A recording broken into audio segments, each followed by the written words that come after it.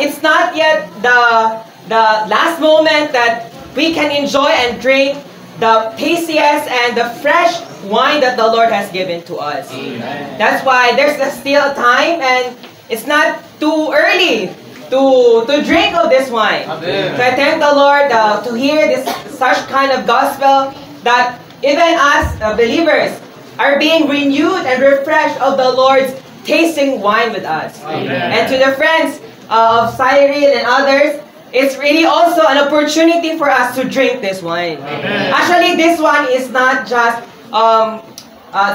sold or sell to anyone, but it is free to all. Amen. So, when you know it's free, you want to grab it.